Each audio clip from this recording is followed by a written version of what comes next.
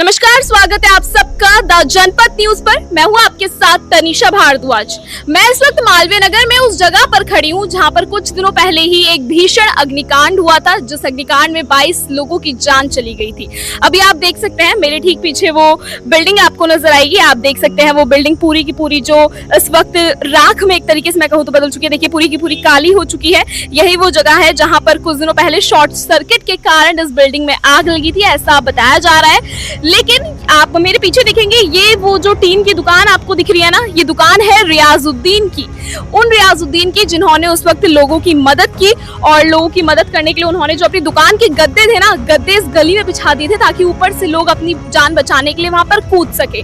और उसके बाद अब मैंने कोशिश की, मैं गई, मैंने पुलिस से बातचीत करने की कोशिश की। मेरे को रियाजुद्दीन से थोड़ी बातचीत करने का मौका मिल जाए, वहाँ जो उस दिन हुआ था वो असल तरीके से जानने का मौका मिल जाए। लेकिन अभी रियाजुद्दीन को पूरी पुलिस प्रोटेक्शन मिल रखी है, अभी वो बात नहीं कर सकते हैं। और ये जो जगह है ये अंडर इन्वेस्टिगेशन है, अभी भी पुलिस का पहरा यहाँ पर है। आप देख सकते हैं रियाजुद्दीन की दुकान के आगे बिल्कुल पुलिस बैठी हुई है, और वो पीली कलर की पट्टी आप देख सकते हैं लगी हुई है होटल के मेन एंट्रेंस पे। और यहाँ पर देखिए पीली रस्सी जो है वो बांधी हुई है, इससे उधर की साइड जाके शूट करना या वहां पर जाके कुछ बातचीत करना भी मना है। ये वो इलाका है जो इस वक्त सील कर दिया गया है।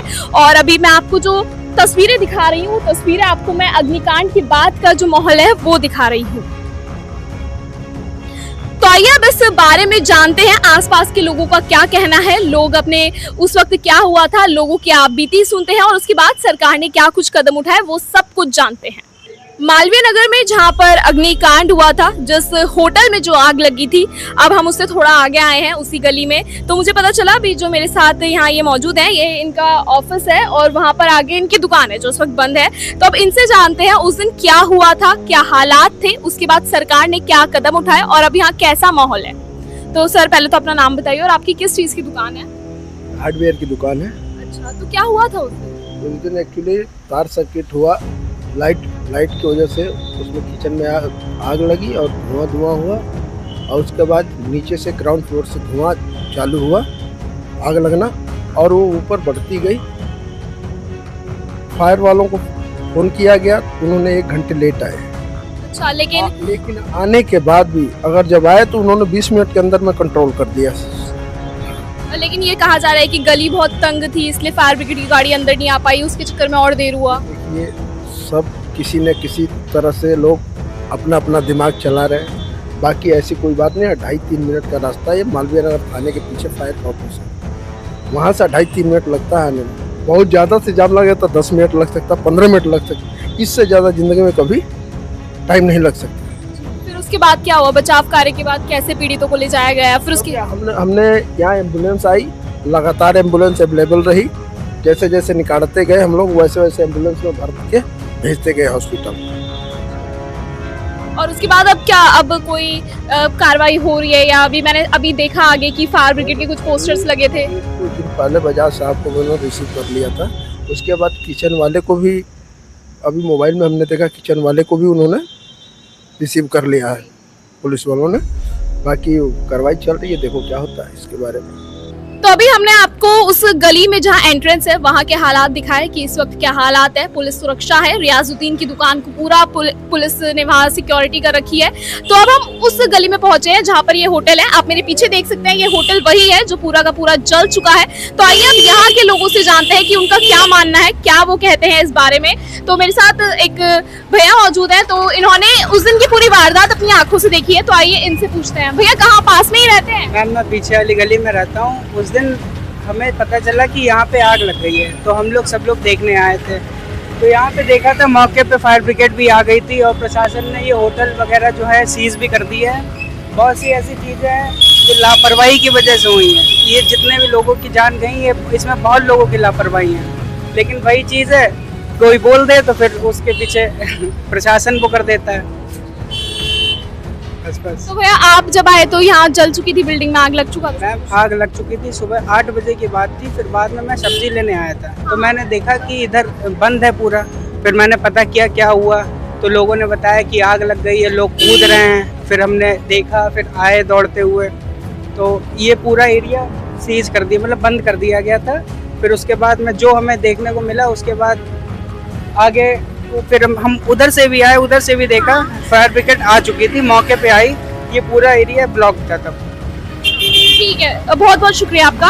अब आप देख सकते हैं ये वो बिल्डिंग है और इसी के अपोजिट में ये दुकान है। तो अब हम इस दुकान में जा रहे हैं और यहाँ दुकान में जो अंदर मालिक है उनसे बात करेंगे, क्योंकि सामने ही दुकान है तो उन्होंने बहुत कुछ देखा होगा। तो क्या हुआ था उस दिन? सुबह आग लगी थी, उसके बाद बचाव कार्य हुआ और अभी खबर आ रही है कि आसपास के होटल्स को सील कर दिया गया है उस एक हादसे के बाद। तो आप कुछ बोलना चाहेंगे? एक्चुअली क्या है ना, उस टाइम सुबह लगी थी, मेरी शॉप बंद होती है, ठीक है, ये आग लगी थी 8:15 साढ़े 8 के करीब। मैं अपनी शॉप खोलता हूँ 10:30 पौने 11। उस टाइम काफ़ी भयानक मंजर था, यहाँ देखने लायक नहीं था। काफ़ी लोग ऊपर से कूदे नीचे, जो काफ़ी घायल हुए हैं। और उसके बाद प्रशासन अपने उसमें आया तो सारे होटल्स यहाँ के सील कर दिए जो अनऑथराइज थे। तो अब वो होटल सील हो गया है। उस वक्त आप बचाव कार्य किस तरीके से हुआ? क्या मौके पे फायर ब्रिगेड पहुंच गई थी? फायर ब्रिगेड आ गई थी, पुलिस वाले, दिल्ली पुलिस के लोग थे, फायर ब्रिगेड थी और गद्दे वाले भैया ने अपने गद्दे नीचे डाले थे। ऊपर से लोग अपना जंप कर रहे थे, लोगों ने अपनी जान बचाई। तो देखा आपने, मतलब रियाजुद्दीन ने उस वक्त अपनी दुकान के जो गद्दे थे 2 लाख से करीब उनकी कीमत बताई जा रही है। उस कीमत के गद्दों में उन्होंने लोगों की जान बचाई है और उसके बाद कुछ एनजीओज ने उन्हें 1 लाख रुपए भी दिए हैं। लेकिन सोचिए ये कितनी बड़ी बात है, एक इंसान ने अपनी दुकान के माल की परवाह किए बिना 22 से 23 लोगों की वहाँ जो है जान बचाई। आप कितने बजे आए थे? उसके बाद की जो हालात है थोड़ा वो बताइए हमको। मैं आया तकरीबन यहाँ पे 9 सवा 9 बजे, तो यहाँ पे 8:50 का वाकया है। जिस टाइम मैं आया तो बहुत ज्यादा जो है आग लग चुकी थी। यहाँ पे लोगों को कुदवाया जा रहा था गद्दों पे। गद्दों वाले से आने से पहले 1-2 लोग बगैर गद्दे के कुछ गए, उनके जो है टांग में चोट आ गई, कमर में फ्रैक्चर हो गया, टांग में फ्रैक्चर हो गया। बाकी जब ये गद्दे वाले अंकल आए और मोहल्ले के जो, अच्छा, ये गद्दे वाले अंकल रियाजुद्दीन की बात हो रही है ना? रियाजुद्दीन जी की बात हो रही है। और बाकी यहाँ के जो मकामी लोग हैं, जो हजरानी के हैं, गाँव के जो लोग, उन्होंने बहुत सहायता करी। हमारे आस पड़ोसी वाले जो है सब, उन्हें माशाल्लाह यहाँ के जितने भी मुसलमान लोग हैं, मैं तो यही कहूँगा मुसलमानों को तो खामखाई बदनाम किया जाता है। यहाँ के जितने भी मुसलमान लोग हैं, कहीं पे भी चले आओ हिंदुस्तान में, कोई भेदभाव नहीं करता। अपने सब उन्हें यहाँ पे मदद करी है। यहाँ पे ना मजहब देगा ना कंट्री देगी, कौन सी कंट्री से आए हुए हैं, क्या क्रिश्चियन है, सिख है, ईसाई है, अपने इंसानियत का धर्म निभाया। और मैं तो ये कहूँगा मुसलमानों को बदनाम करना छोड़ दो, या किसी को भी। यहाँ पे कोई ऐसी बात नहीं होती, हिंदू मुस्लिम सिख ईसाई सब मिलके रहते हैं। तो आपने जैसा कि बताया, आपने पूरा मंजर देखा, तो क्या था उस दिन हालात? जितने भी इनमें ये आप देख रहे हो टूटी हुई खिड़कियां, इन सब में थे आदमी, वो अपनी मदद की गुहार मांग रहे थे कि मैं बचाओ बचाओ। सब में आग लग रही थी, देखो सारा काला काला जला, कैमरा उधर करो, सब में काला काला, सब में आग लग रही थी। बहुत भीषण आग लग रही थी, लोगों का सांस लेना मुश्किल था।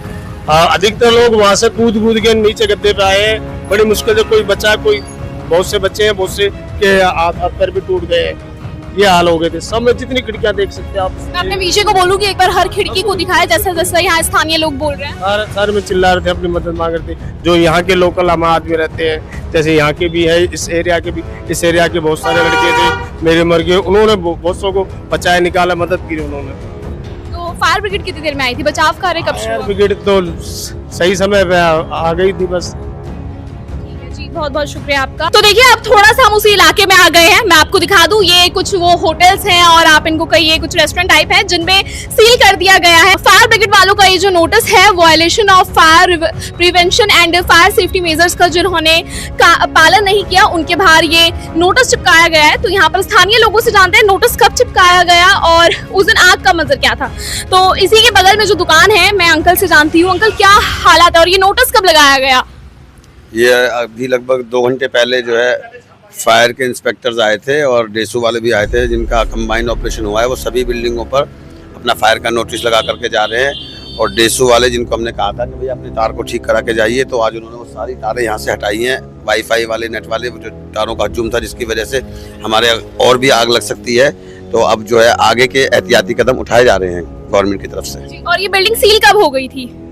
ये नेक्स्ट डे ही जो है सीलिंग हो गई थी। इसमें नेक्स्ट डे ही शाम तक, देर रात तक कार्रवाई करी थी। वहाँ से भी महरौली से तहसीलदार आए थे और डेसू के लोग आए थे। सभी ने ज्वाइंट ऑपरेशन करके ये जितनी भी बिल्डिंग उनको संज्ञान में आ रही थी, उन्होंने सभी पर सीलिंग की कार्रवाई कर दी।